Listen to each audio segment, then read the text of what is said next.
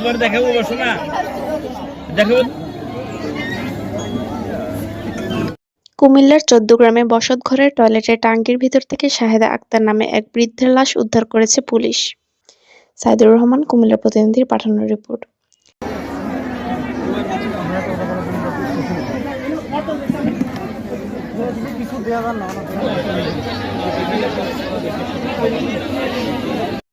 নিহত শাহেদা আক্তার উপজেলার খোলপাশা ইউনিয়নের পূর্ব ধনুষরা গ্রামের মাওলানা আব্দুল মোমিনের স্ত্রী। পুলিশ ও স্থানীয়রা জানায়, সোমবার ৩ জানুয়ারি ভোরে উপজেলার খোলপাশা ইউনিয়নের ধনুষরা পূর্বপাড়ায় নিহতের বসতঘরের পার্শ্ববর্তী টয়লেটে লাশটি পাওয়া যায়।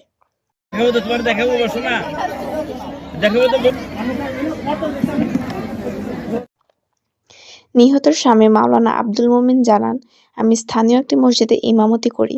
প্রতিদিনের ন্যায় আজও আমি ভোরে ইমামতির উদ্দেশ্যে বাড়ি থেকে বের হয়ে যাই। আমার বাড়িতে আমরা দুইজনই বসবাস করি। আমি মসজিদে নামাজ শেষ করে সকাল আনুমানিক ৭টায় বাড়িতে এসে আমার স্ত্রীকে খোঁজ করি। ঘরে এবং বাড়ির আশেপাশে কোথাও না দেখে ঘরের পার্শ্ববর্তী টয়লেটের বাইরে পায়ের জুতা এবং তার পরনের কাপড় দেখি।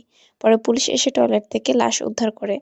১৪ গ্রাম থানার ভারপ্রাপ্ত কর্মকর্তা হিলাল উদ্দিন জানান, ঘটনাটি জানার পরেই পুলিশ ঘটনাস্থল থেকে নিহতের লাশ উদ্ধার করে পুলিশ।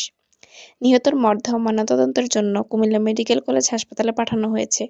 ময়নাতদন্ত শেষে হত্যা নাকি অন্য কিছু তা জানা যাবে।